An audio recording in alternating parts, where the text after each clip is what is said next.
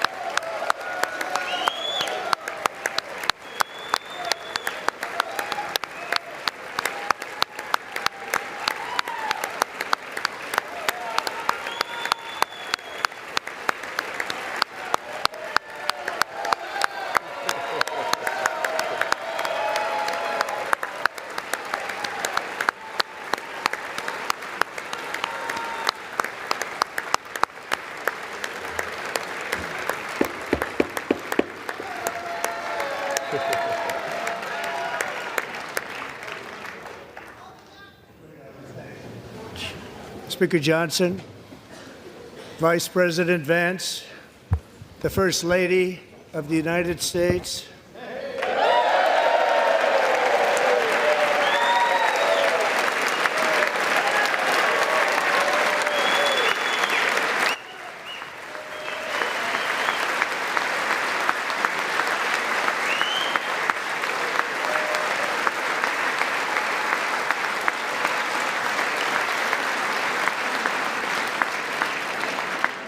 members of the United States Congress, thank you very much. And to my fellow citizens, America is back.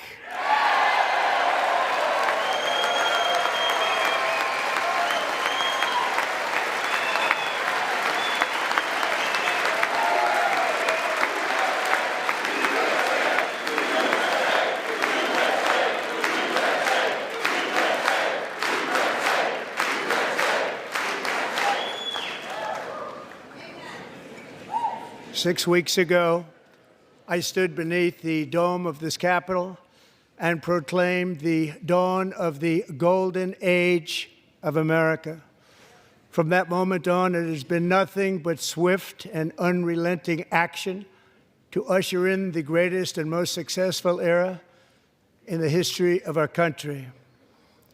We have accomplished more in 43 days than most administrations accomplished in 4 years or 8 years, and we are just getting started.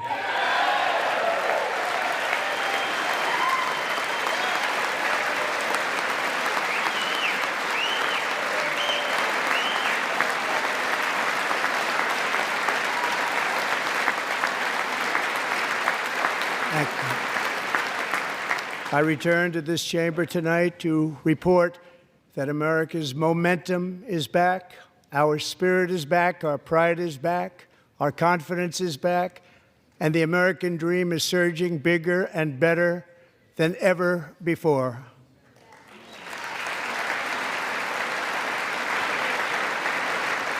The American dream is unstoppable, and our country is on the verge of a comeback, the likes of which the world has never witnessed and perhaps will never witness again. There's never been anything like it. The presidential election of November 5th was a mandate like has not been seen in many decades. We won all 7 swing states, giving us an electoral college victory of 312 votes.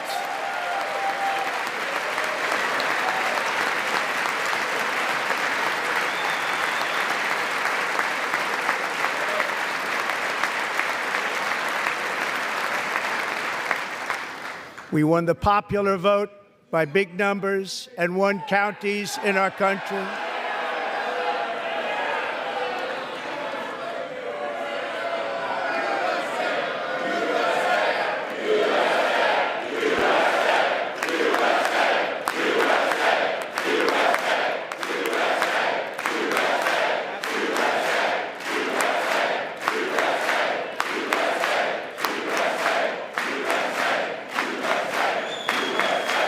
And won counties in our country, 2,700 to 525, on a map that reads almost completely red for Republican.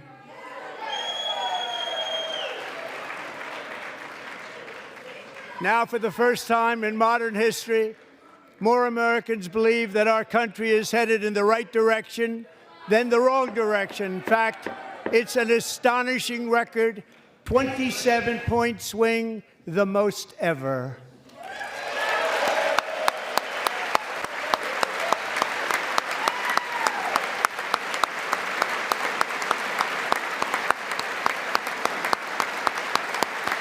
Likewise, small business optimism saw its single largest one-month gain ever recorded. Mr. President. A 41-point jump.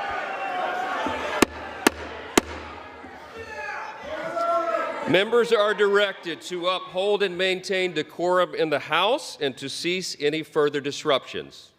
That's your warning.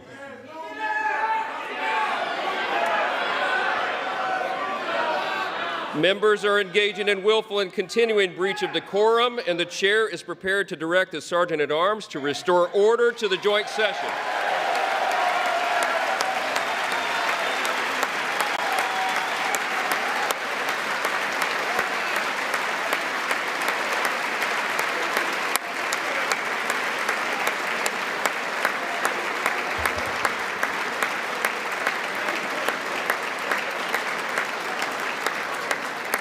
Mr. Green, take your seat. Take your seat, sir. Take your seat.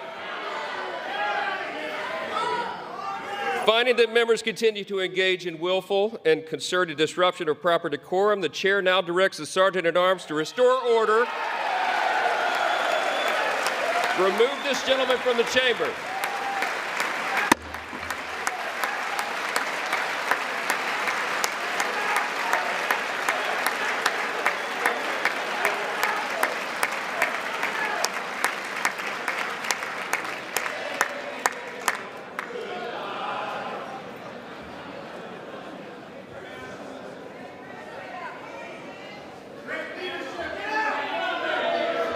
Go.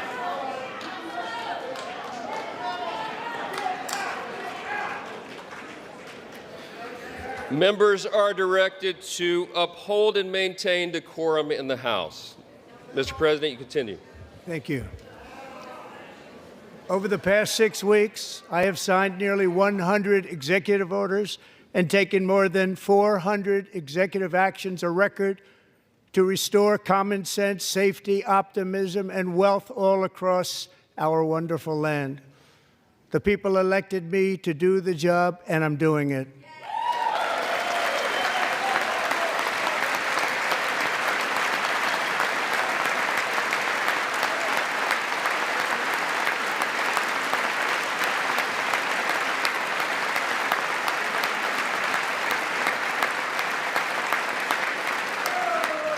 In fact, it has been stated by many that the first month of our presidency, it's our presidency, is the most successful in the history of our nation. By many.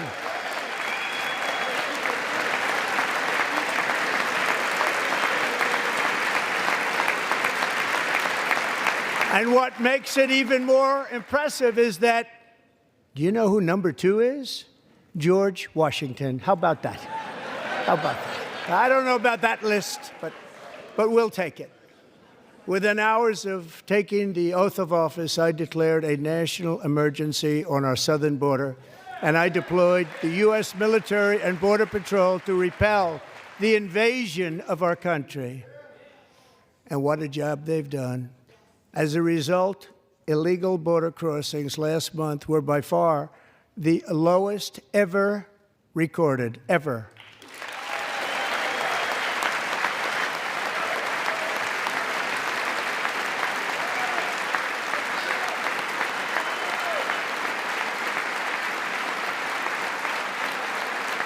They heard my words and they chose not to come. Much easier that way.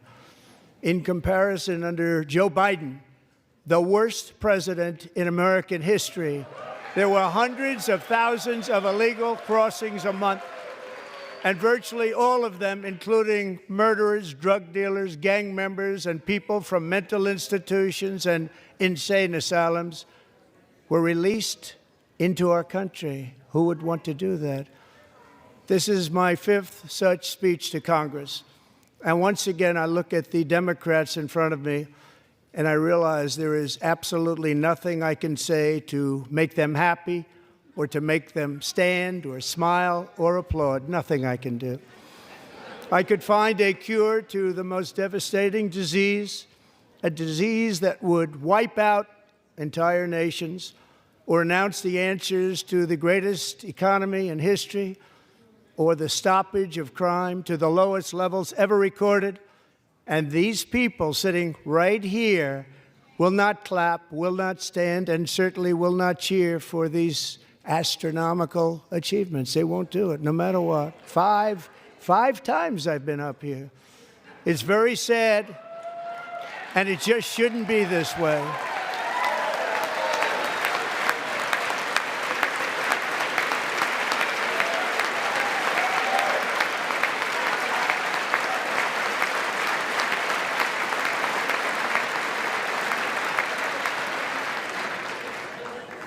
So Democrats sitting before me, for just this one night, why not join us in celebrating so many incredible wins for America? For the good of our nation, let's work together and let's truly make America great again.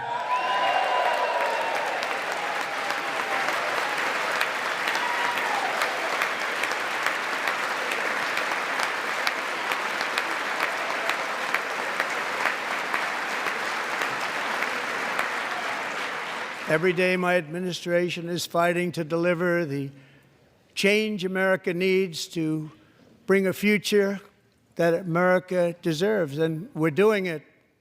This is a time for big dreams and bold action.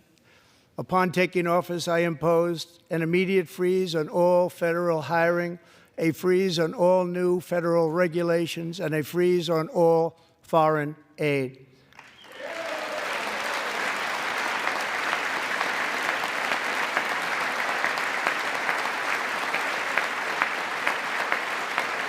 I terminated the ridiculous Green New Scam. I withdrew from the unfair Paris Climate Accord, which was costing us trillions of dollars that other countries were not paying. I withdrew from the corrupt World Health Organization.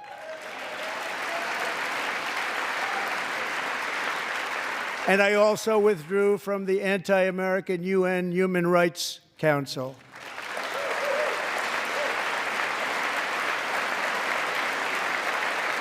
We ended all of Biden's environmental restrictions that were making our country far less safe and totally unaffordable. And importantly, we ended the last administration's insane electric vehicle mandate, saving our auto workers and companies from economic destruction.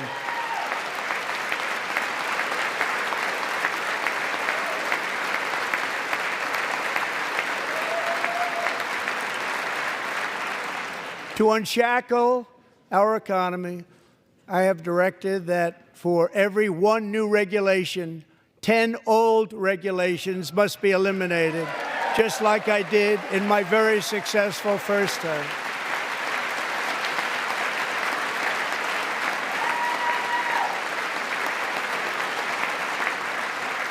And in that first term, we set records on ending unnecessary rules and regulations like no other president had done before.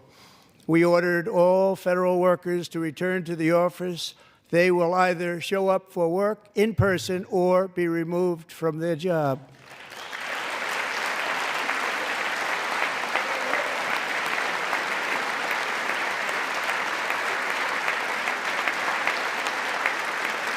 And we have ended weaponized government where, as an example, a sitting president is allowed to viciously prosecute his political opponent, like me. How did that work out? Not too good. Not too good.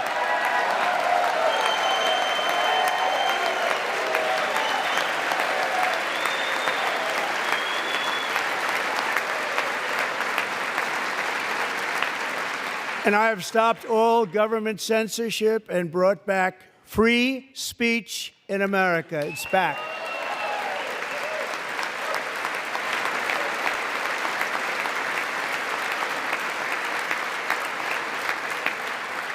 And 2 days ago, I signed an order making English the official language of the United States of America.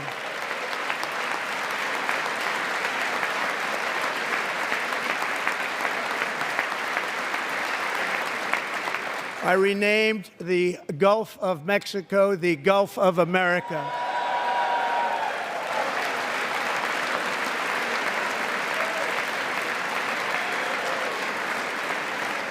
And likewise, I renamed, for a great president, William McKinley, Mount McKinley again. Beautiful Alaska. We love Alaska. We've ended the tyranny of so-called diversity, equity, and inclusion policies all across the entire federal government and, indeed, the private sector and our military. And our country will be woke no longer.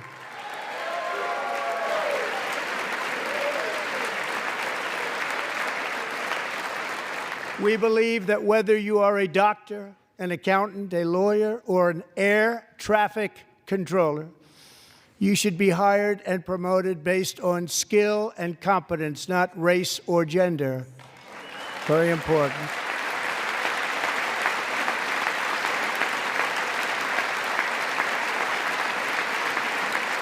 You should be hired based on merit. And the Supreme Court, in a brave and very powerful decision, has allowed us to do so. Thank you. Thank you very much. Thank you. We have removed the poison of critical race theory from our public schools, and I signed an order making it the official policy of the United States government that there are only two genders, male and female.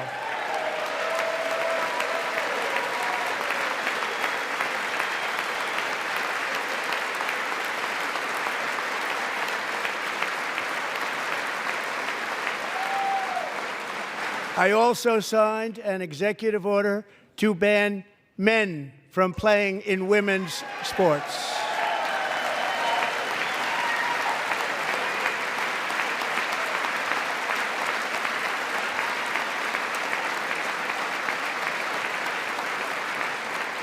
Three years ago, Peyton McNabb was an all-star high school athlete, one of the best, preparing for a future in college sports.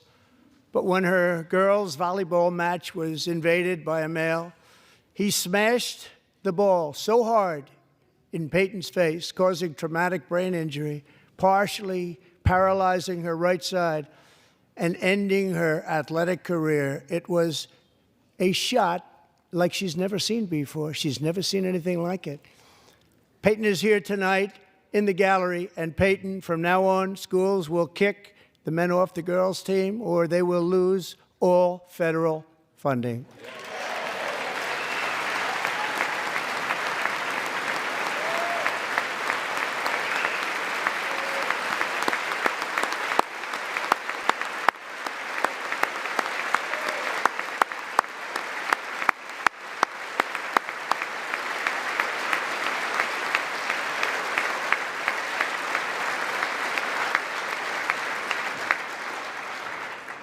And if you really want to see numbers, just take a look at what happened in the women's boxing, weightlifting, track and field, swimming, or cycling, where a male recently finished a long-distance race 5 hours and 14 minutes ahead of a woman for a new record by 5 hours. Broke the record by 5 hours. It's demeaning for women, and it's very bad for our country. We're not going to put up with it any longer.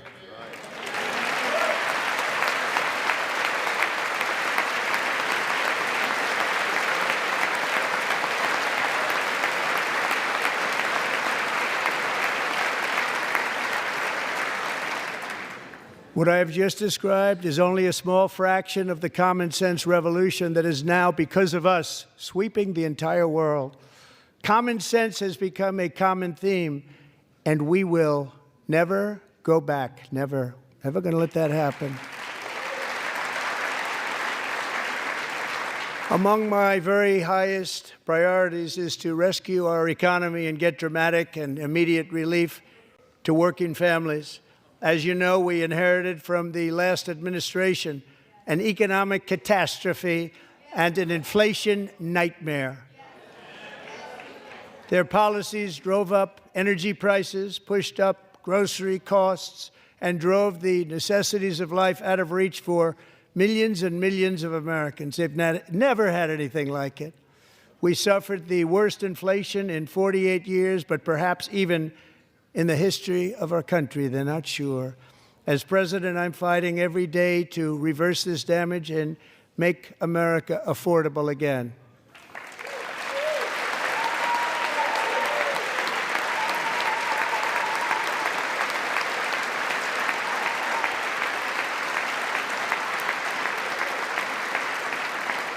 Joe Biden especially let the price of eggs get out of control.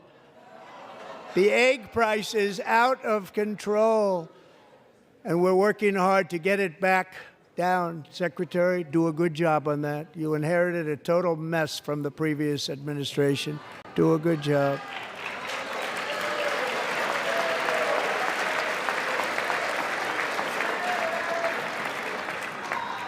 A major focus of our fight to defeat inflation is rapidly reducing the cost of energy. The previous administration cut the number of new oil and gas leases by 95%, slowed pipeline construction to a halt, and closed more than 100 power plants. We are opening up many of those power plants right now.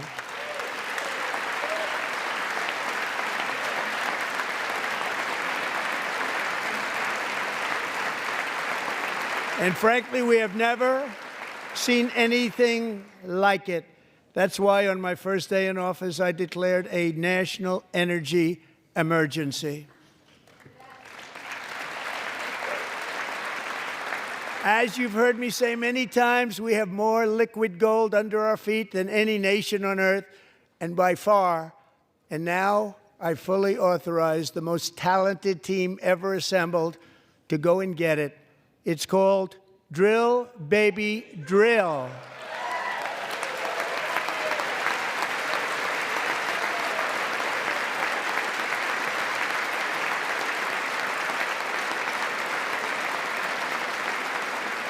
My administration is also working on a gigantic natural gas pipeline in Alaska, among the largest in the world, where Japan, South Korea, and other nations want to be our partner with investments of trillions of dollars each. There's never been anything like that one. It will be truly spectacular. It's all set to go. The permitting is gotten.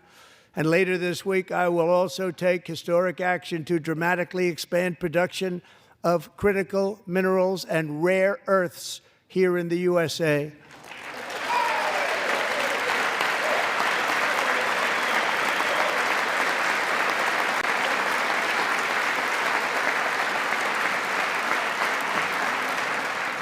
To further combat inflation, we will not only be reducing the cost of energy, but will be ending the flagrant waste of taxpayer dollars.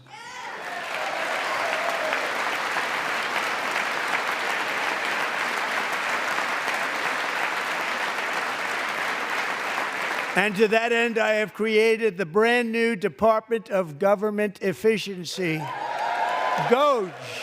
Perhaps you've heard of it. Perhaps.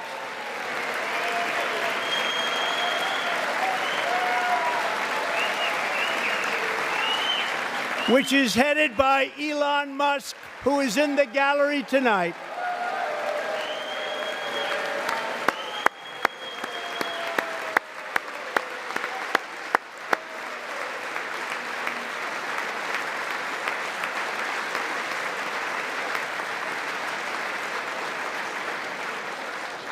Thank you, Elon. He's working very hard. He didn't need this. He didn't need this. Thank you very much. We appreciate it. Everybody here, even this side, appreciates it, I believe. They just don't want to admit that. Just listen to some of the appalling waste we have already identified. $22 billion from HHS to provide free housing and cars for illegal aliens. $45 million for diversity, equity, and inclusion scholarships in Burma. $40 million to improve the social and economic inclusion of sedentary migrants. Nobody knows what that is. $8 million to promote LGBTQI+ in the African nation of Lesotho, which nobody has ever heard of. $60 million for indigenous peoples and Afro-Colombian empowerment in Central America. $60 million. $8 million for making mice transgender. This is real. $32 million for a left-wing propaganda operation in Moldova. $10 million for male circumcision in Mozambique. $20 million for the Arab Sesame Street in the Middle East. It's a program, $20 million for a program. $1.9 billion to recently created Decarbonization of Homes Committee, headed up, and we know she's involved. Just at the last moment, the money was passed over by a woman named Stacey Abrams. Have you ever heard of her? A $3.5 million consulting contract for lavish fish monitoring. $1.5 million for voter confidence in Liberia. $14 million for social cohesion in Mali. $59 million for illegal alien hotel rooms in New York City. He's a real estate developer. He's done very well.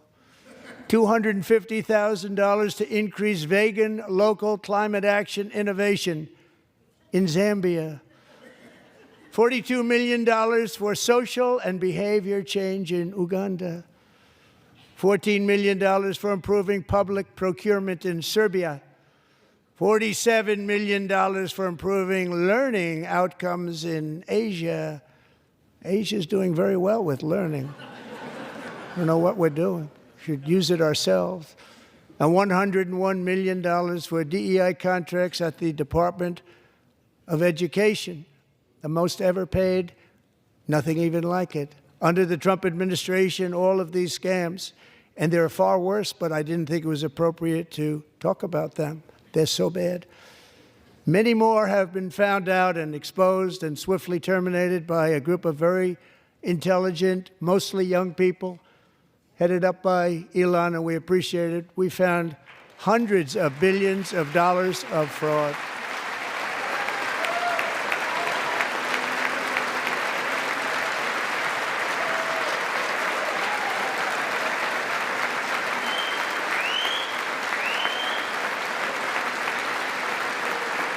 And we've taken back the money and reduced our debt to fight inflation and other things. Taken back a lot of that money. We got it just in time. This is just the beginning. The Government Accountability Office, a federal government office, has estimated annual fraud of over $500 billion in our nation, and we are working very hard to stop it. We're going to.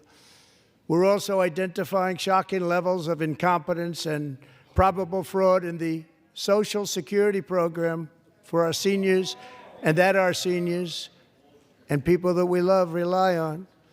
Believe it or not, government databases list 4.7 million Social Security members from people aged 100 to 109 years old.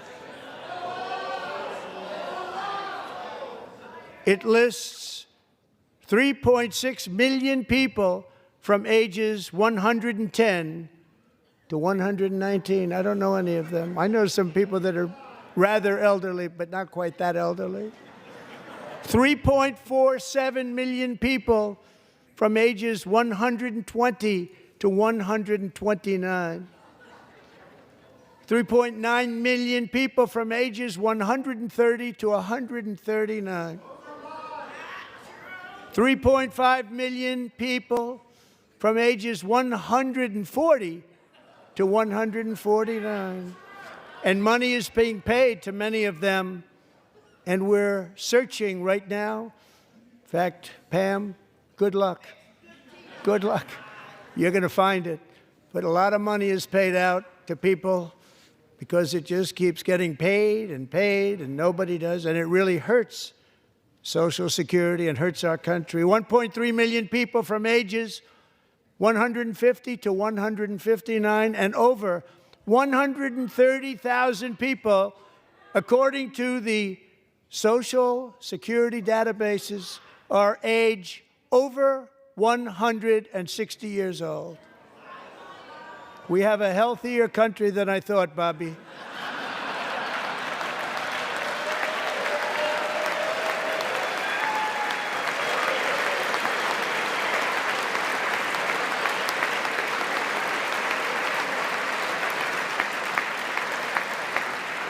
Including, to finish, 1,039 people between the ages of 220 and 229 one person between the age of 240 and 249, and one person is listed at 360 years of age. More than 100 years older than our country. But we're going to find out where that money's going, and it's not going to be pretty. By slashing all of the fraud, waste, and theft we can find, we will defeat inflation, bring down mortgage rates, lower car payments and grocery prices, protect our seniors, and put more money in the pockets of American families.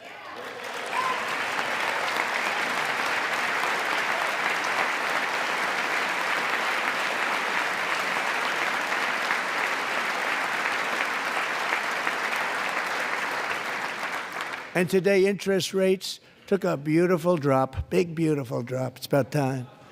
And in the near future, I want to do what has not been done in 24 years, balance the federal budget. We're going to balance it.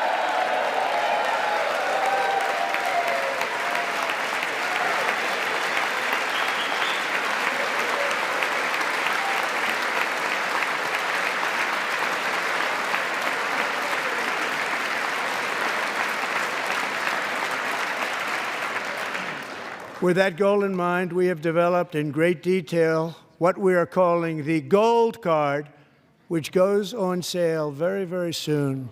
For $5 million, we will allow the most successful job-creating people from all over the world to buy a path to U.S. citizenship. It's like the green card, but better and more sophisticated. And these people will have to pay tax in our country. They won't have to pay tax from where they came. The money that they've made, you wouldn't want to do that, but they have to pay tax, create jobs. They'll also be taking people out of colleges and paying for them so that we can keep them in our country instead of having them being forced out. Number one, at the top school, as an example, being forced out and not being allowed to stay and create tremendous numbers of jobs and great success for a company out there. So while we take out the criminals, killers, traffickers, and child predators who are allowed to enter our country under the open border policy of these people, the Democrats, the Biden administration, the open border insane policies that you've allowed to destroy our country, we will now bring in brilliant, hardworking, job-creating people. They're going to pay a lot of money, and we're going to reduce our debt with that money.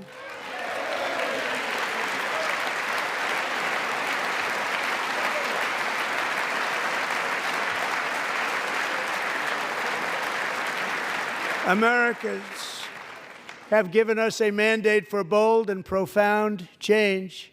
For nearly 100 years, the federal bureaucracy has grown until it has crushed our freedoms, ballooned our deficits, and held back America's potential in every possible way. The nation founded by pioneers and risk-takers now drowns under millions and millions of pages of regulations and debt. Approvals that should take 10 days to get instead take 10 years, 15 years, and even 20 years before you're rejected. Meanwhile, we have hundreds of thousands of federal workers who have not been showing up to work. My administration will reclaim power from this unaccountable bureaucracy, and we will restore true democracy to America again.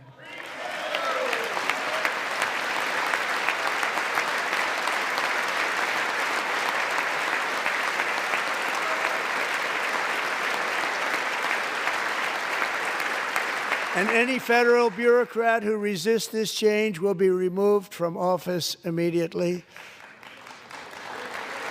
Because we are draining the swamp. It's very simple. And the days of rule by unelected bureaucrats are over.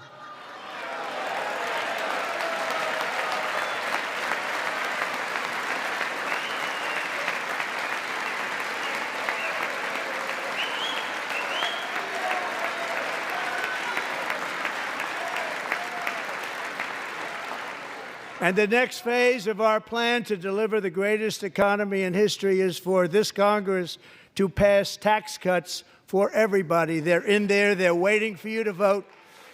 And I'm sure that the people on my right, I don't mean the Republican right, but my right here, I'm sure you're going to vote for those tax cuts, because otherwise I don't believe the people will ever vote you into office. So I'm doing you a big favor by telling you that.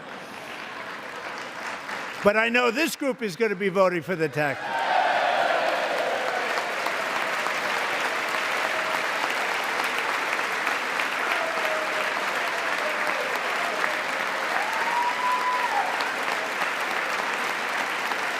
Thank you. It's a very, very big part of our plan. We had tremendous success in our first term with it, a very big part of our plan. We're seeking permanent income tax cuts all across the board. And to get urgently needed relief to Americans hit especially hard by inflation, I'm calling for no tax on tips, no tax on overtime, and no tax on Social Security benefits for our great seniors.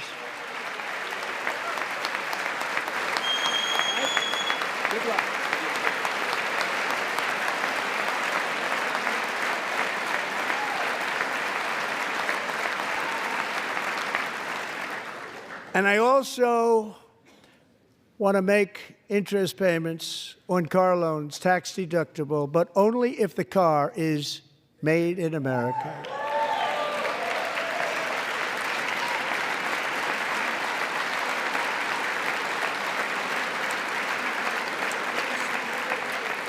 And by the way, we're going to have growth in the auto industry like nobody's ever seen. Plants are opening up all over the place. Deals are being made. Never seen. That's a combination of the election win and tariffs. It's a beautiful word, isn't it? That, along with our other policies, will allow our auto industry to absolutely boom. It's going to boom. Spoke to the majors today, all three, the top people, and they're so excited. In fact, already numerous car companies have announced that they will be building massive automobile plants in America, with Honda just announcing a new plant in Indiana, one of the largest anywhere in the world.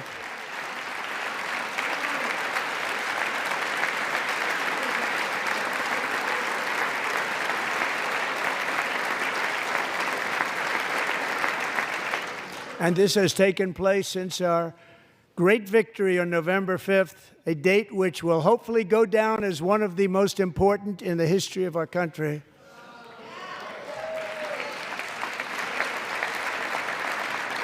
In addition, as part of our tax cuts, we want to cut taxes on domestic production and all manufacturing. And just as we did before, we will provide 100% expensing. It will be retroactive to January 20th, 2025.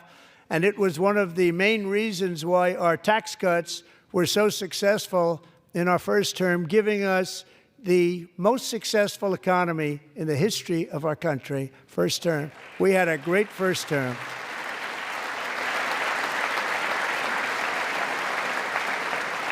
If you don't make your product in America, however, under the Trump administration, you will pay a tariff, and in some cases, a rather large one.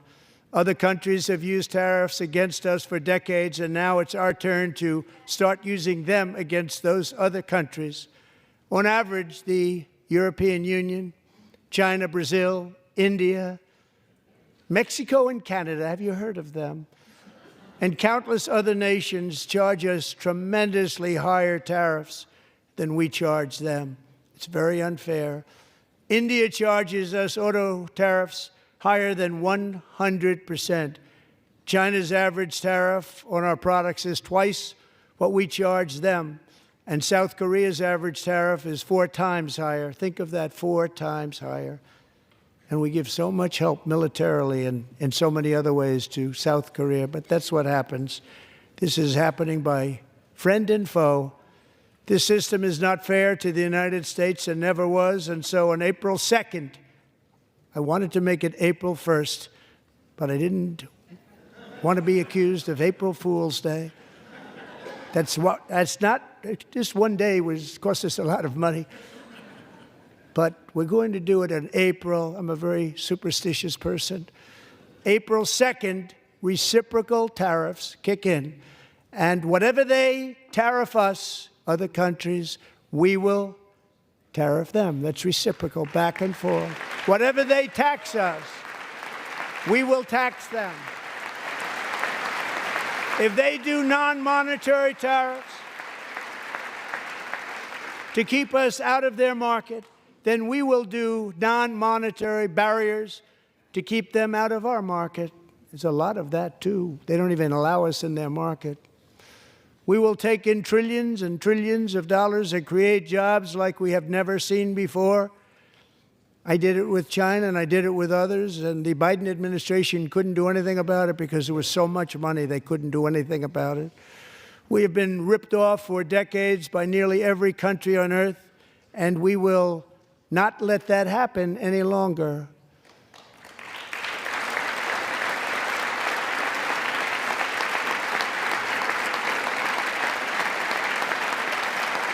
Much has been said over the last 3 months about Mexico and Canada, but we have very large deficits with both of them. But even more importantly, they've allowed fentanyl to come into our country at levels never seen before, killing hundreds of thousands of our citizens and many very young, beautiful people, destroying families. Nobody's ever seen anything like it. They are, in effect, receiving subsidies of hundreds of billions of dollars. We pay subsidies to Canada and to Mexico of hundreds of billions of dollars, and the United States will not be doing that any longer. We're not going to do it any longer.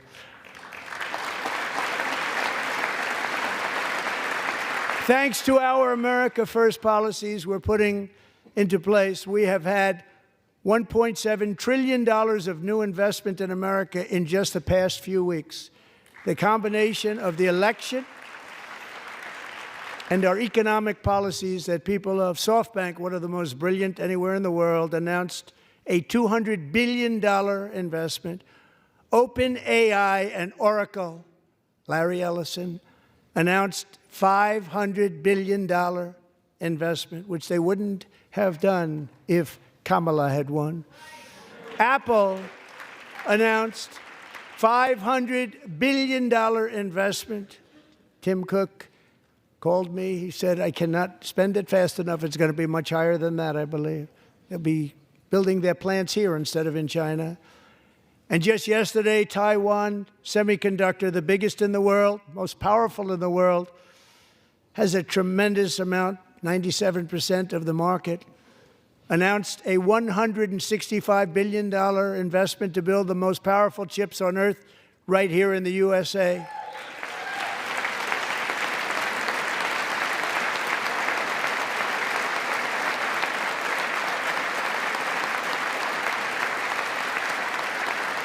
And we're not giving them any money. Your CHIPS Act is a horrible, horrible thing. We give hundreds of billions of dollars, and it doesn't mean a thing. They take our money and they don't spend it.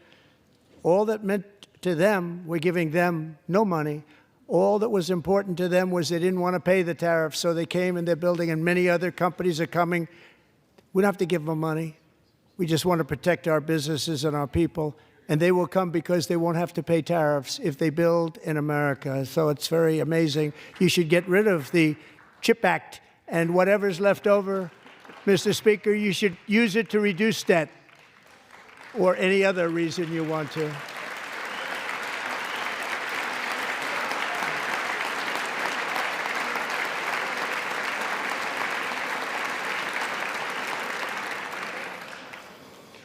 Our new trade policy will also be great for the American farmer. I love the farmer, who will now be selling into our home market, the USA, because nobody is going to be able to compete with you. Because those goods that come in from other countries and companies, they're really in a bad position in so many different ways. They're uninspected. They may be very dirty and disgusting, and they come in and they pour in, and they hurt our American farmers. The tariffs will go on agricultural product coming into America, and our farmers, starting on April 2nd, it may be a little bit of an adjustment period. We had that before when I made the deal with China, $50 billion of purchases, and I said, just bear with me, and they did. They did. Probably have to bear with me again, and this will be even better. That was great. The problem with it was that Biden didn't enforce it. He didn't enforce it. $50 billion of purchases, and we were doing great, but Biden did not enforce it, and it hurt our farmers. But our farmers are going to have a field day right now. So to our farmers, have a lot of fun. I love you too. I love you too. It's all going to happen.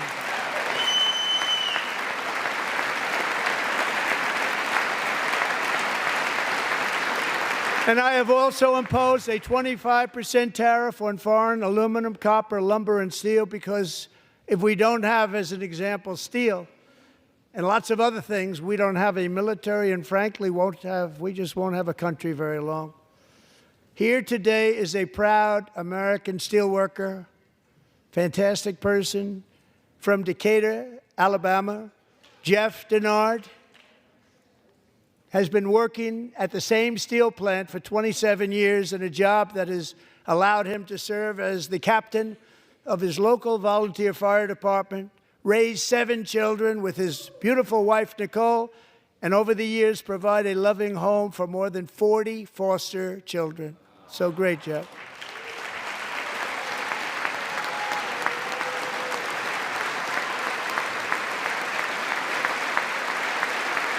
Thank you, Jeff.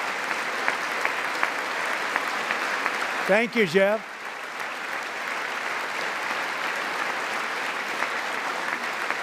Stories like Jeff's remind us that tariffs are not just about protecting American jobs. They're about protecting the soul of our country. Tariffs are about making America rich again and making America great again, and it's happening, and it will happen rather quickly. There'll be a little disturbance, but we're okay with that. It won't be much. No, you're not. Oh. And look where Biden took us. Very low, the lowest we've ever been. Jeff, I want to thank you very much. And I also want to recognize another person who has devoted herself to foster care community. She works so hard on it. A very loving person, our magnificent First Lady of the United States.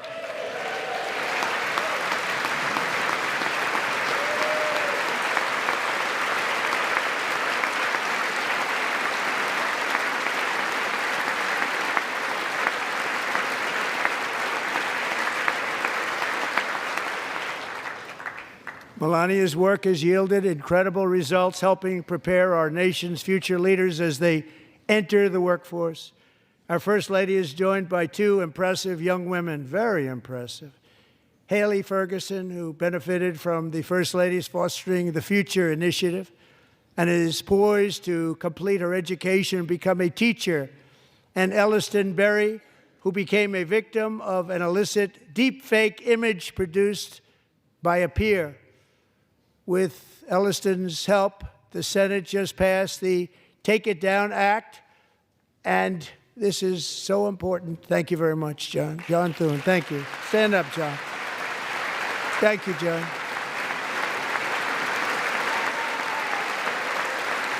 Thank you all very much.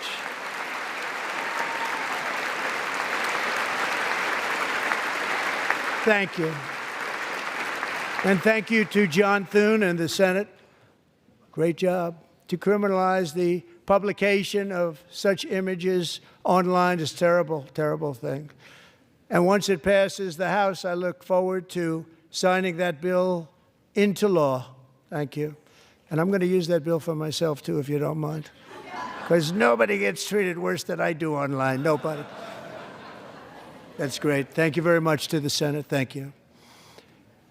But if we truly care about protecting Americans' children, no step is more crucial than securing America's borders. Over the past 4 years, 21 million people poured into the United States. Many of them were murderers, human traffickers, gang members, and other criminals from the streets of dangerous cities all throughout the world. Because of Joe Biden's insane and very dangerous open border policies, they are now strongly embedded in our country, but we are getting them out and getting them out fast.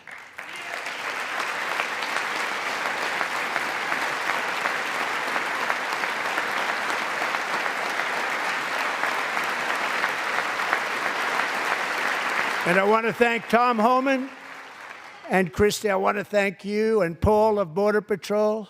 I want to thank you. What a job they've all done. Everybody, Border Patrol, ICE, law enforcement in general is incredible. We have to take care of our law enforcement.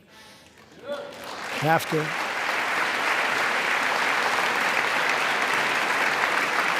Last year,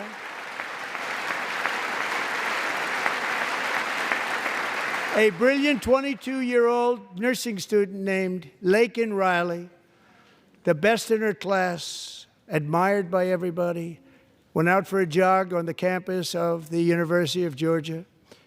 That morning, Laken was viciously attacked, assaulted, beaten, brutalized, and horrifically murdered.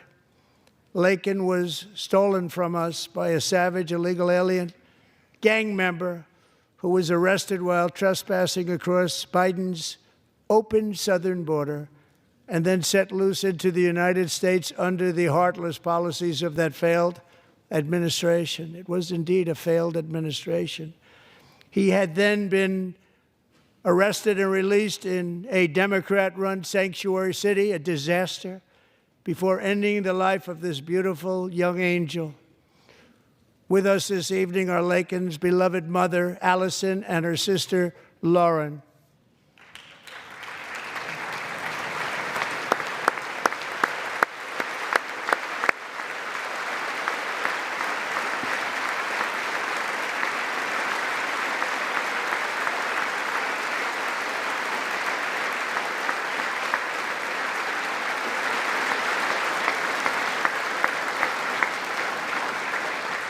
Last year, I told Laken's grieving parents that we would ensure their daughter would not have died in vain. That's why the very first bill I signed into law as your 47th president mandates the detention of all dangerous criminal aliens who threaten public safety. It's a very strong, powerful act.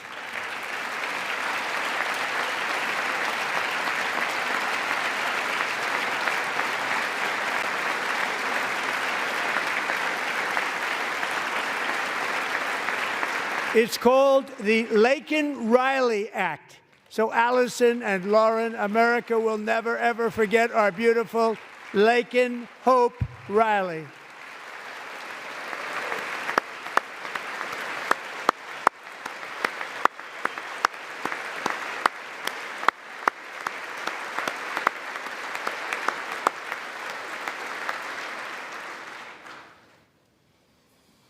Thank you very much.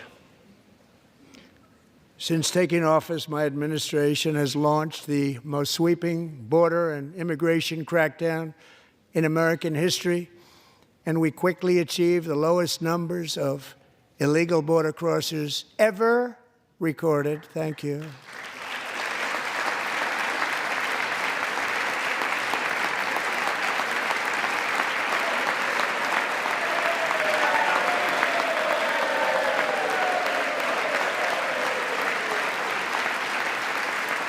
The media and our friends in the Democrat Party kept saying we needed new legislation, we must have legislation to secure the border.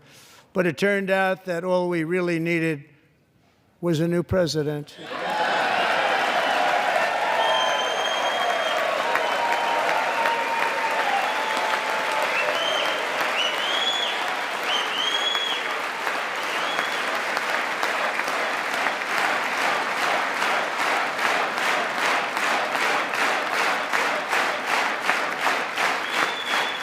Thank you. Joe Biden didn't just open our borders, he flew illegal aliens over them to overwhelm our schools, hospitals, and communities throughout the country. Entire towns like Aurora, Colorado, and Springfield, Ohio, buckled under the weight of the migrant occupation and corruption like nobody's ever seen before. Beautiful towns destroyed. Now, just as I promised in my inaugural address, we are achieving the great liberation of America.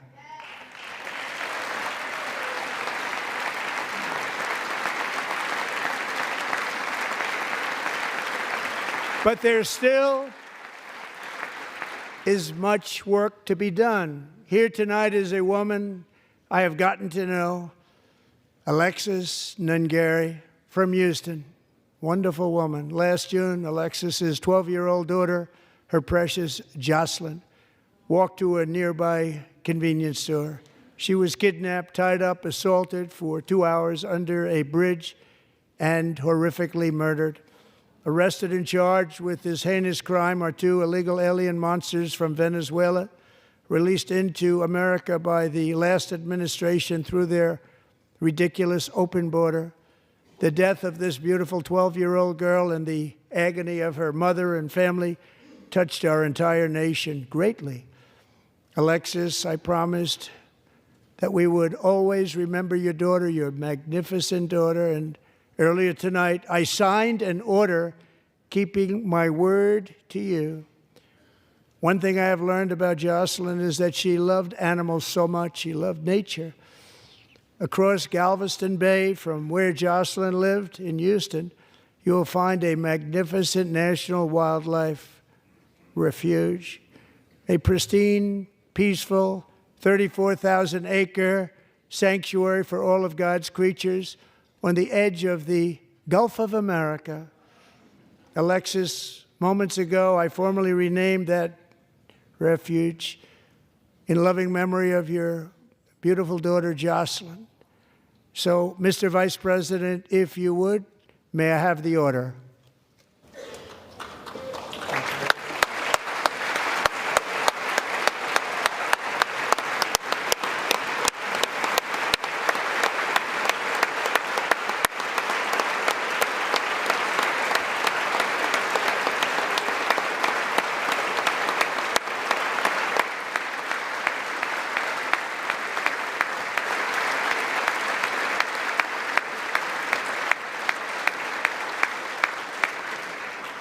Thank you very much.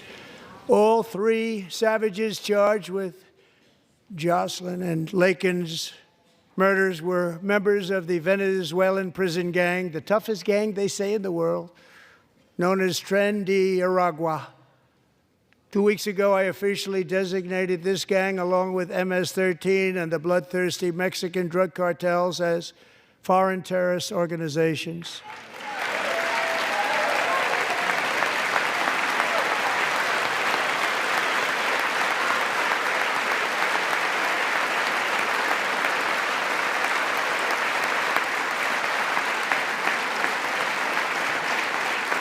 They are now officially in the same category as ISIS, and that's not good for them.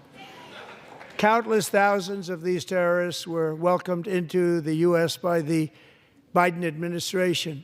But now every last one will be rounded up and forcibly removed from our country, or, if they're too dangerous, put in jails, standing trial in this country, because we don't want them to come back ever. With us this evening is a warrior on the front lines of that battle, Border Patrol Agent Roberto Ortiz. Great guy.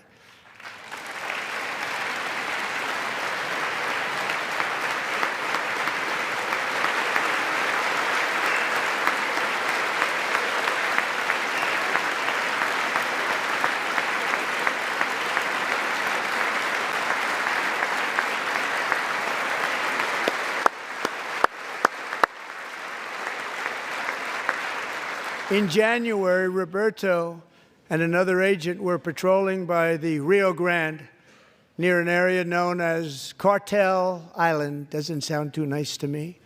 When heavily armed gunmen started shooting at them, Roberto saw that his partner was totally exposed, at great danger, and he leapt into action, returning fire and providing crucial seconds for his fellow agent to seek safety, just barely.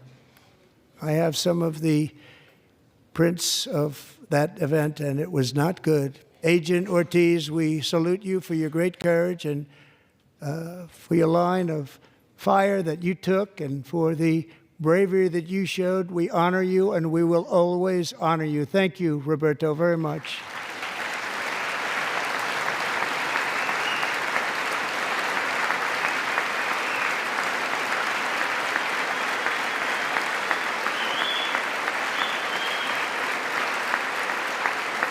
Thank you, Roberta. And I actually got to know him on my many calls to the border. He's a great gentleman. The territory to the immediate south of our border is now dominated entirely by criminal cartels that murder, rape, torture, and exercise total control. They have total control over a whole nation, posing a grave threat to our national security. The cartels are waging war in America, and it's time for America to wage war on the cartels, which we are doing.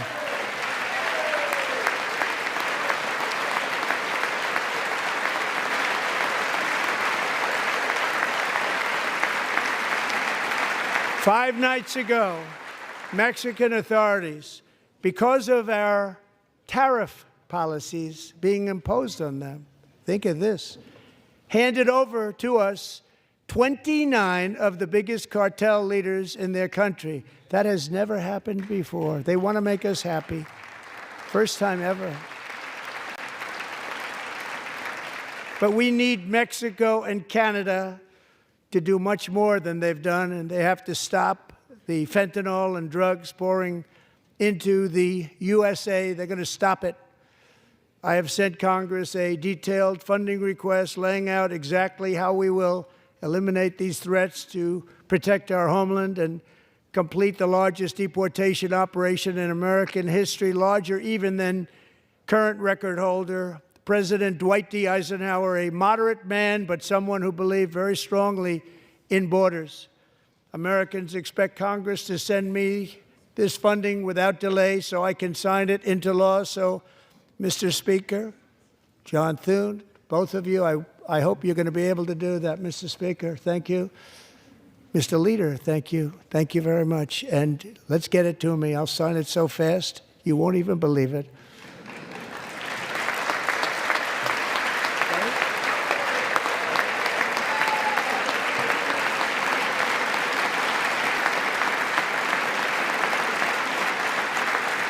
And as we reclaim our sovereignty, we must also bring back law and order to our cities and towns.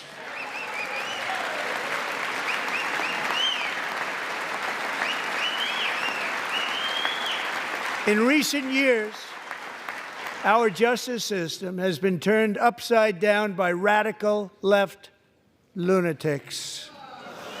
Many jurisdictions virtually ceased enforcing the law against dangerous repeat offenders while weaponizing law enforcement against political opponents like me. My administration has acted swiftly and decisively to restore fair, equal, and impartial justice under the constitutional rule of law, starting at the FBI and the DOJ. Pam, good luck. Cash, wherever you may be, good luck. Good luck. Pam Bondi. Good luck. So important. Going to do a great job. Cash, thank you. Thank you, Cash.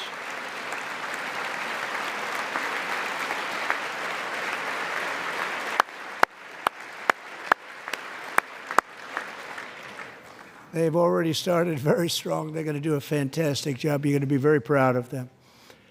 We're also once again giving our police officers the support, protection, and respect they so dearly deserve. They have to get it. They have such a hard, dangerous job, but we're going to make it less dangerous.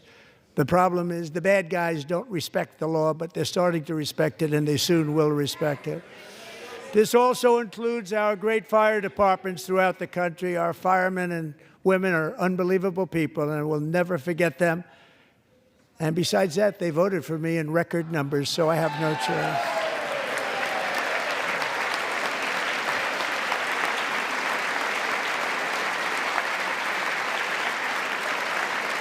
One year ago this month, 31-year-old New York police officer Jonathan Diller, unbelievably wonderful person and a great officer, was gunned down at a traffic stop on Long Island. I went to his funeral. The vicious criminal charged with his murder had 21 prior arrests, and they were rough arrests, too. He was a real bad one. The thug in the seat next to him had 14 prior arrests, and went by the name of Killer. He was Killer. He killed other people, they say, a lot of them. I attended Officer Diller's service, and when I met his wife and one-year-old son, Ryan, it was very inspirational, actually. His widow's name is Stephanie, and she is here tonight. Stephanie, thank you very much, Stephanie. Thank you very much.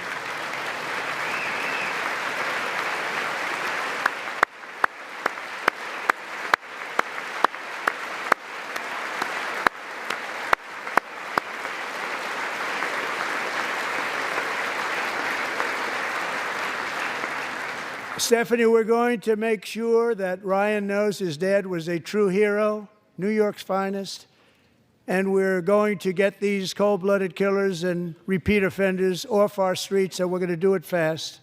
Got to stop it. They get out with 28 arrests. They push people into subway trains. They hit people over the head, back of the head with baseball bats. We got to get them out of here.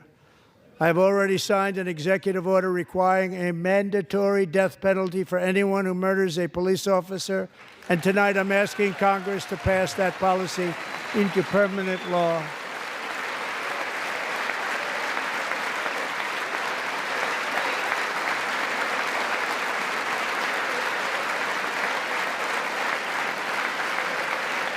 I'm also asking for a new crime bill getting tough on repeat offenders while enhancing protections for America's police officers so they can do their jobs without fear of their lives being totally destroyed. They don't want to be killed. We're not going to let them be killed. Joining us in the gallery tonight is a young man who truly loves our police. His name is DJ Daniel. He is 13 years old, and he has always dreamed of becoming a police officer.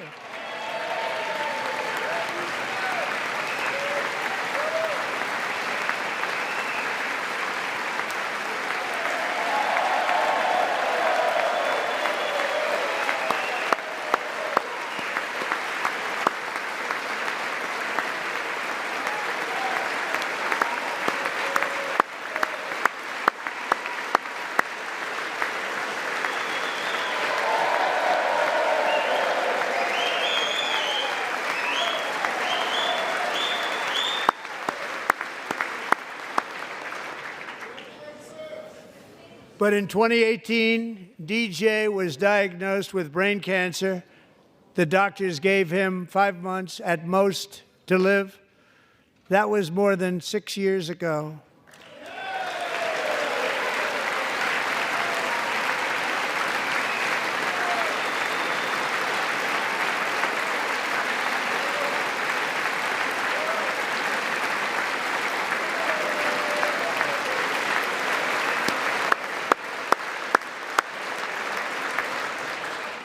Since that time, DJ and his dad have been on a quest to make his dream come true, and DJ has been sworn in as an honorary law enforcement officer, actually a number of times. The police love him, the police departments love him. And tonight, DJ, we're going to do you the biggest honor of them all. I am asking our new Secret Service Director, Sean Curran, to officially make you an agent of the United States Secret Service.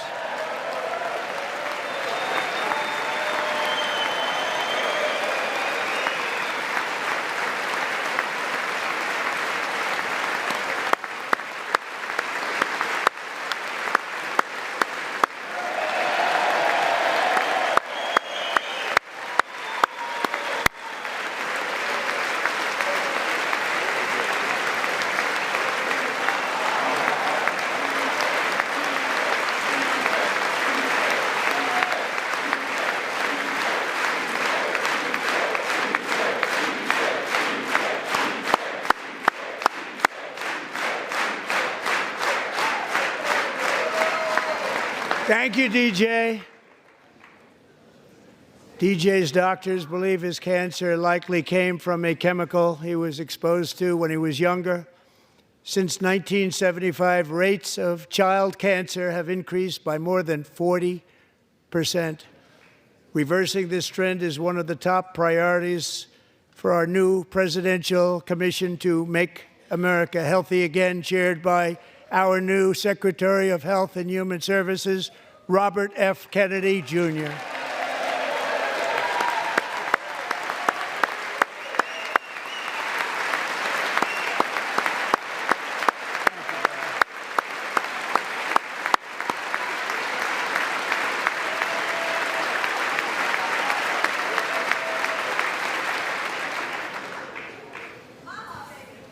With the name Kennedy, you would have thought everybody over here would have been cheering. How quickly they forget. Our goal is to get toxins out of our environment, poisons out of our food supply, and keep our children healthy and strong. As an example, not long ago, and you can't even believe these numbers, 1 in 10,000 children had autism, 1 in 10,000. And now it's 1 in 36. There's something wrong. 1 in 36. Think of that.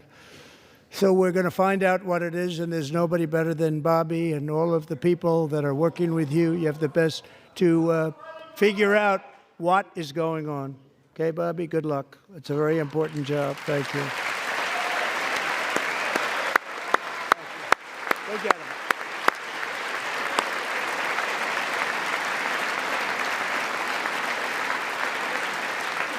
Thank you. My administration is also working to protect our children from toxic ideologies in our schools. A few years ago, January Littlejohn and her husband discovered that their daughter's school had secretly socially transitioned their 13-year-old little girl. Teachers and administrators conspired to deceive January and her husband while encouraging her daughter to use a new name and pronouns. They, them pronoun, actually, all without telling January, who is here tonight and is now a courageous advocate against this form of child abuse. January, thank you. Thank you. Thank you very much.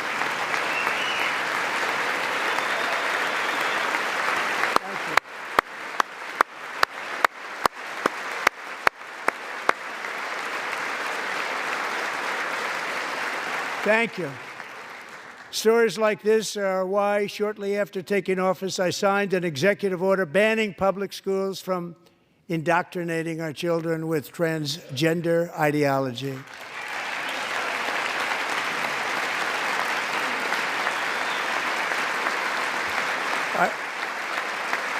I also signed an order to cut off all taxpayer funding to any institution that engages in the sexual mutilation of our youth.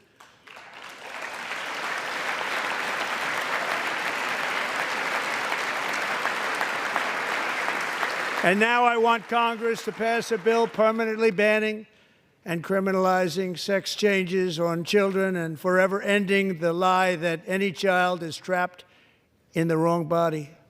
This is a big lie.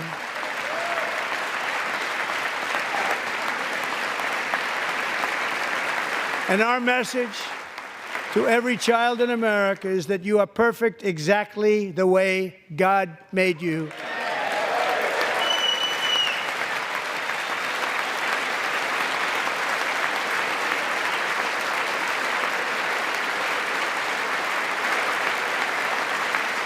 Because we're getting wokeness out of our schools and out of our military, and it's already out, and it's out of our society. We don't want it. Wokeness is trouble. Wokeness is bad. It's gone. It's gone. And we feel so much better for it, don't we? Don't we feel better? Our service members won't be activists and ideologues. They will be fighters and warriors. They will fight for our country. And Pete, congratulations. Secretary of Defense, congratulations.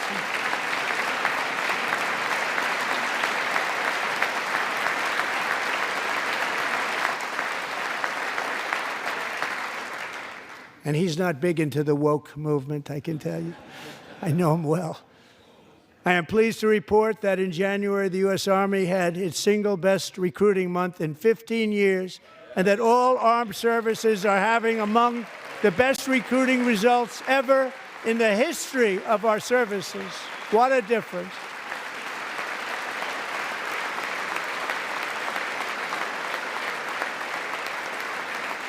And you know, it was just a few months ago where the results were exactly the opposite. We couldn't recruit anywhere. We couldn't recruit. Now we're having the best results just about that we've ever had. What a tremendous turnaround. It's really a beautiful thing to see. People love our country again. It's very simple. They love our country, and they love being in our military again. So it's a great thing, and thank you very much. Great job. Thank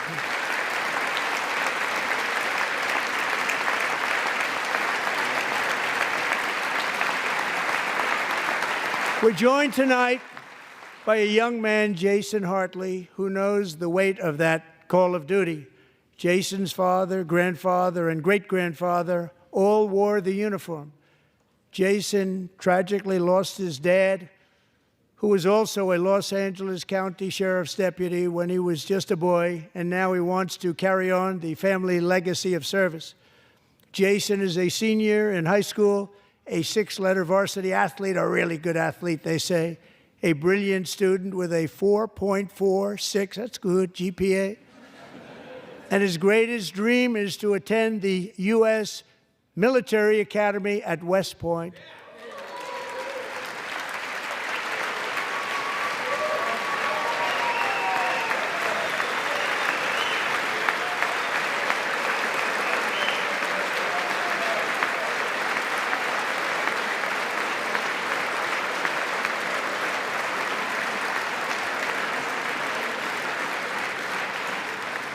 And Jason, that's a very big deal getting in. That's a hard one to get into. But I'm pleased to inform you that your application has been accepted.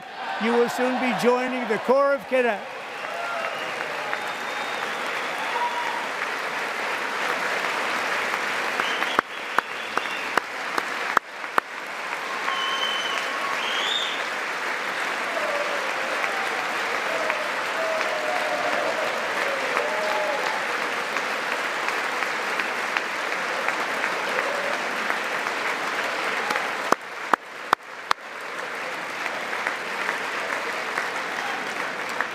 Thank you. Jason, you're going to be on the long gray line, Jason. As Commander-in-Chief, my focus is on building the most powerful military of the future. As a first step, I'm asking Congress to fund a state-of-the-art Golden Dome missile defense shield to protect our homeland, all made in the USA.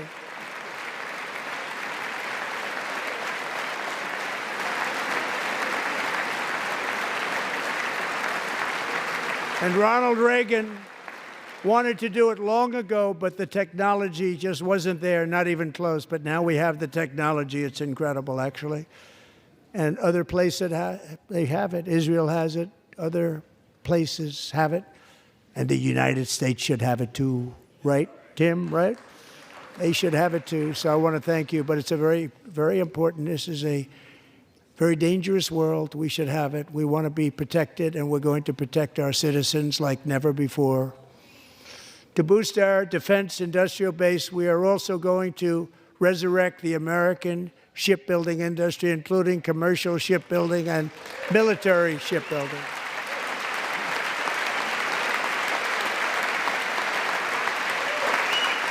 And for that purpose, I am announcing tonight that we will create a new Office of Shipbuilding in the White House and offer special tax incentives to bring this industry home to America where it belongs. We used to make so many ships.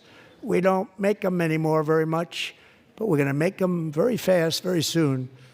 It will have a huge impact. To further enhance our national security, my administration will be reclaiming the Panama Canal, and we've already started doing it.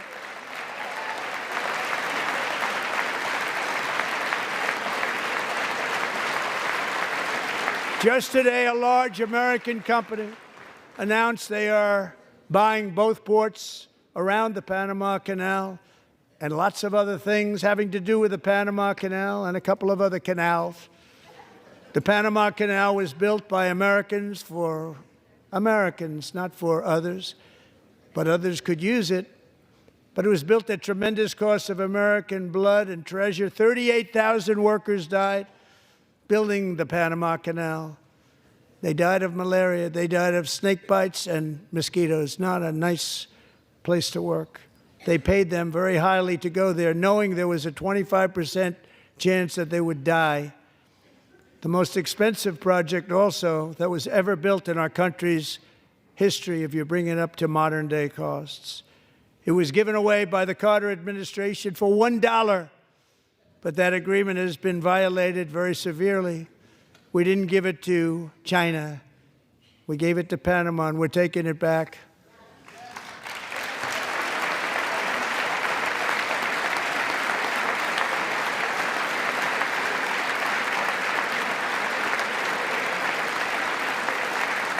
And we have Marco Rubio in charge. Good luck, Marco.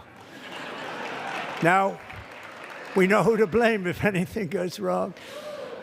Now, Marco's been amazing, and he's going to do a great job.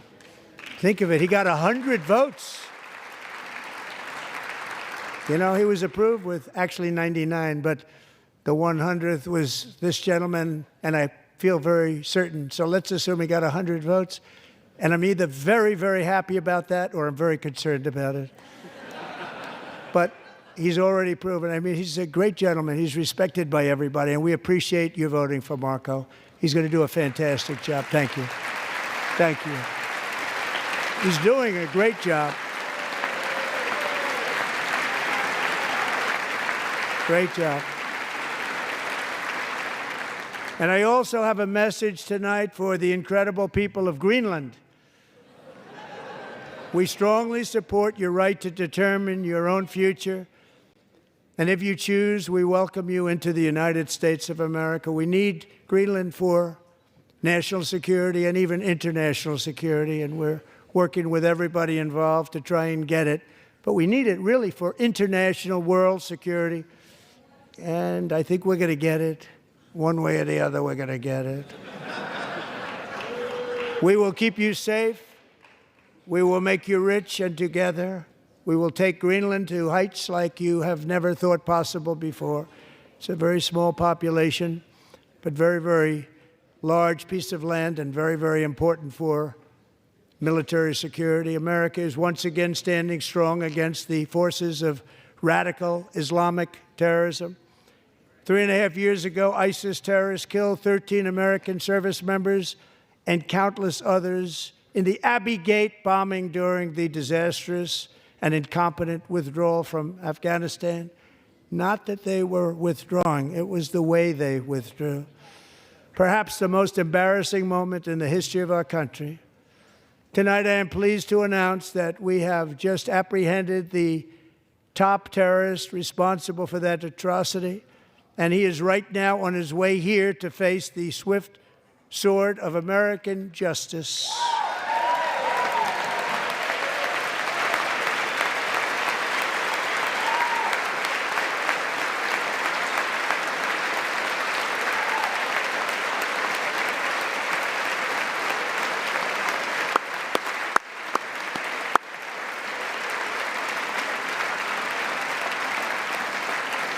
And I want to thank especially the government of Pakistan for helping arrest this monster. This was a very momentous day for those 13 families who I actually got to know very well, most of them, whose children were murdered, and the many people that were so badly, over 42 people, so badly injured on that fateful day in Afghanistan. What a horrible day. Such incompetence was shown. That when Putin saw what happened, I guess he said, wow, maybe this is my chance. That's how bad it was. Should have never happened. Grossly incompetent people. I spoke to many of the parents and loved ones, and they're all in our hearts tonight. Just spoke to them on the phone. We had a big call. Every one of them called, and everybody was on the line, and they did nothing but cry with happiness. They were very happy, as happy as you can be under those circumstances. Their child, brother, sister, son, daughter was killed for no reason whatsoever. In the Middle East, we're bringing back our hostages from Gaza. In my first term, we achieved one of the most groundbreaking peace agreements in generations, the Abraham Accords.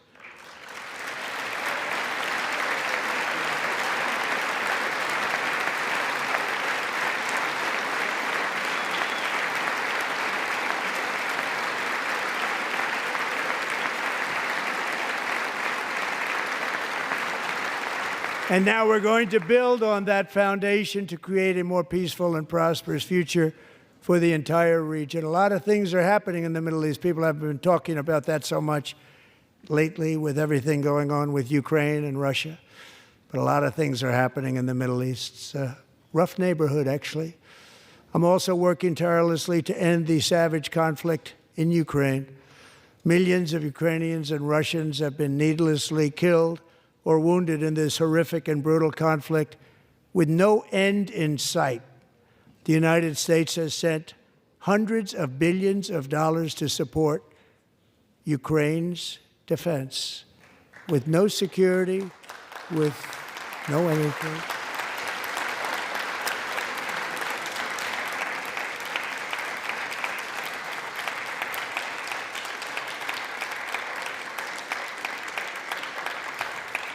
Do you want to keep it going for another 5 years? Yeah, you would say Pocahontas says yes.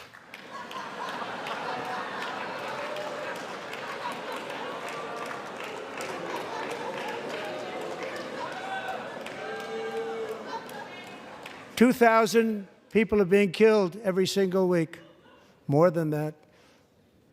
They're Russian young people. They're Ukrainian young people. They're not Americans.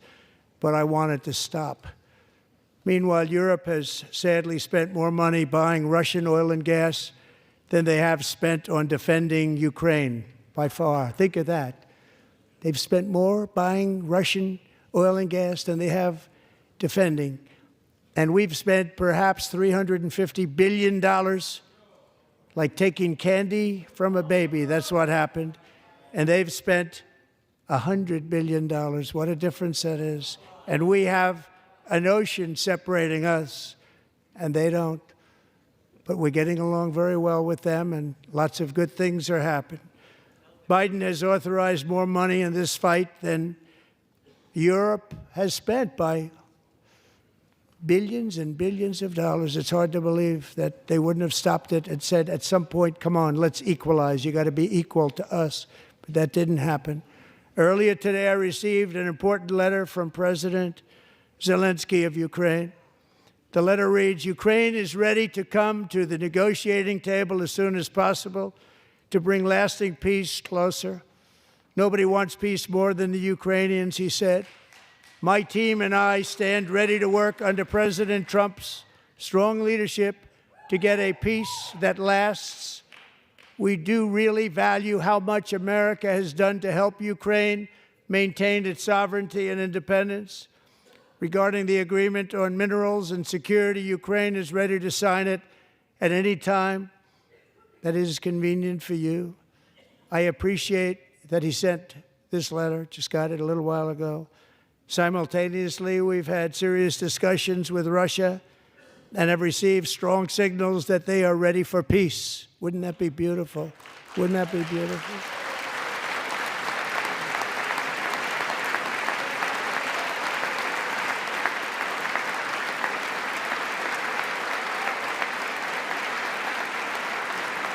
Wouldn't that be beautiful?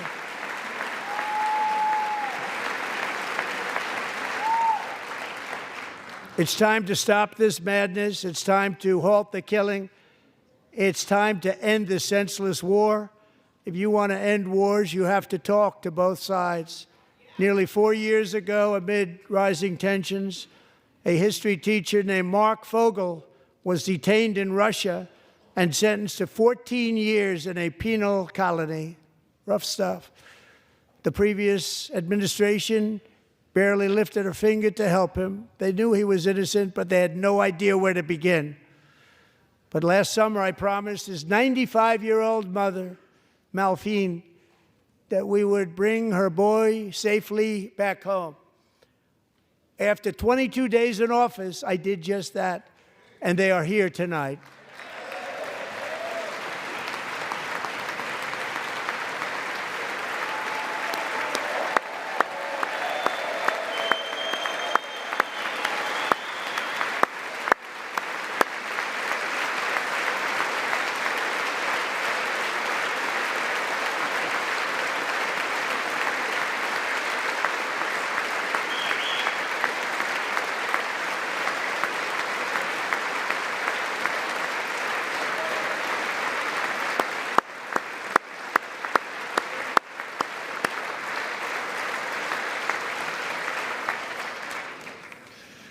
To Mark and his great mom, we are delighted to have you safe and sound and with us.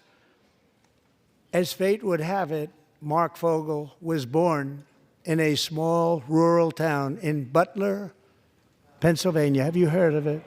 Where his mother has lived for the past 78 years.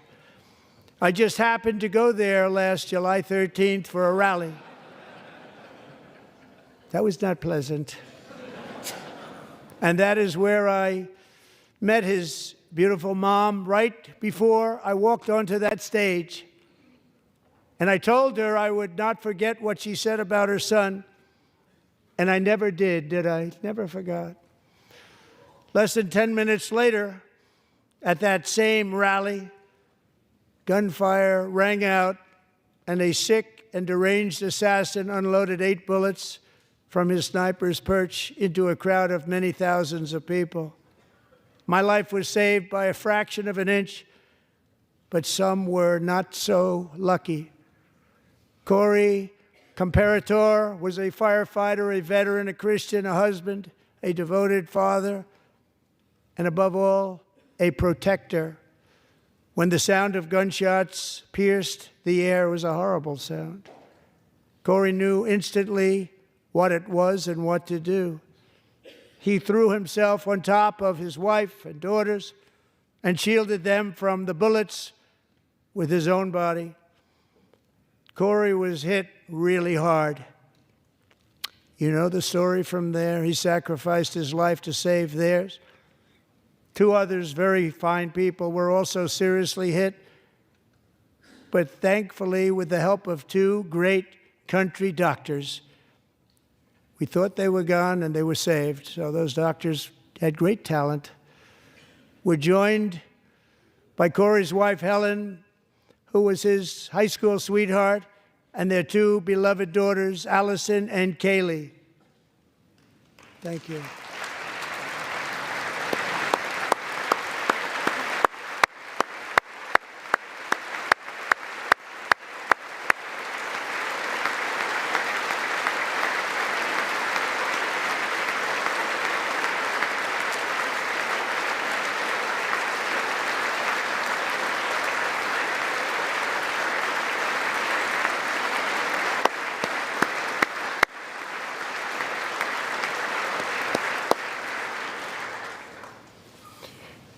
To Helen, Allison, and Kaylee, Corey is looking down on his 3 beautiful ladies right now, and he is cheering you on. He loves you. He is cheering you on. Corey was taken from us much too soon, but his destiny was to leave us all with a shining example of the selfless devotion of a true American patriot. It was love like Corey's that built our country, and it's love like Corey's that is going to make our country more majestic than ever before.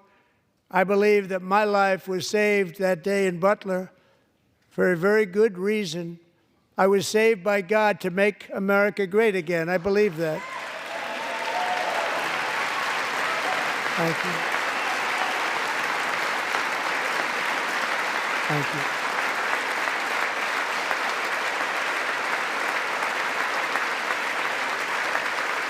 Thank you.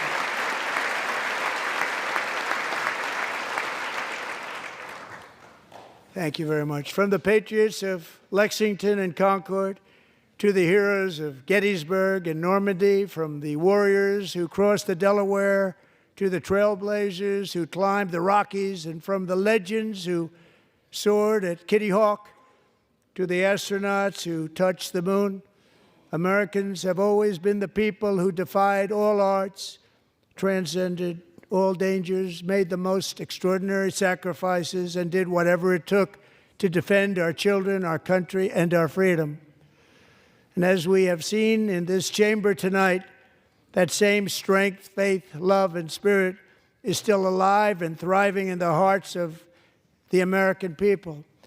Despite the best efforts of those who would try to censor us, silence us, break us, destroy us, Americans are today a proud, free, sovereign, and independent nation that will always be free, and we will fight for it till death. We will never let anything happen to our beloved country, because we are a country of doers, dreamers, fighters, and survivors.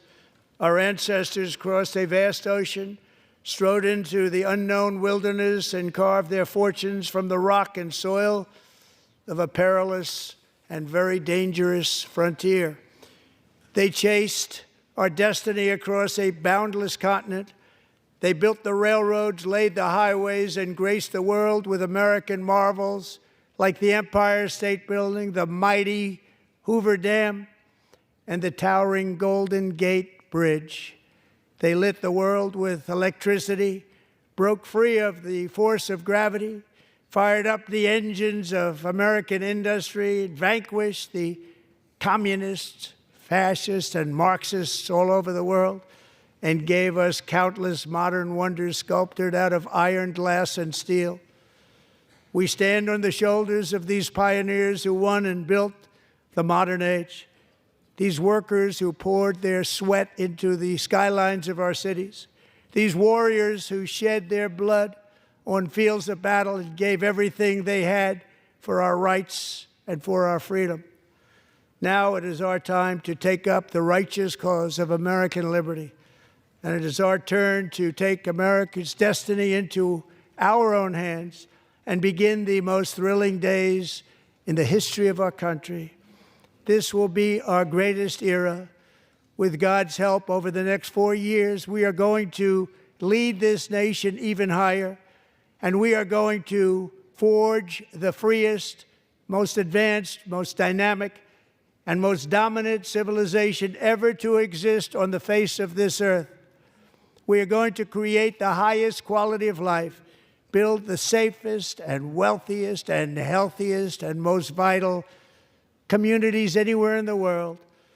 We are going to conquer the vast frontiers of science, and we are going to lead humanity into space and plant the American flag on the planet Mars and even far beyond.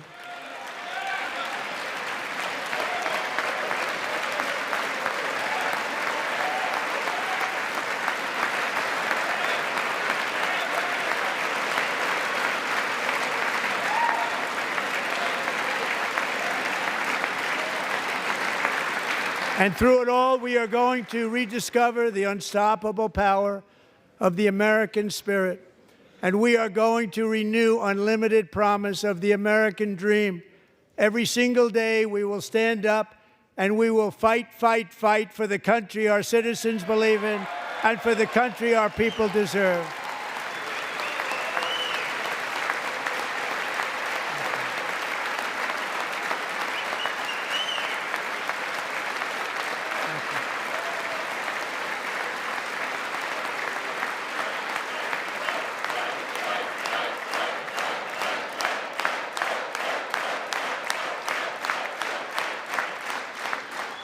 My fellow Americans, get ready for an incredible future, because the golden age of America has only just begun. It will be like nothing that has ever been seen before. Thank you, God bless you, and God bless America.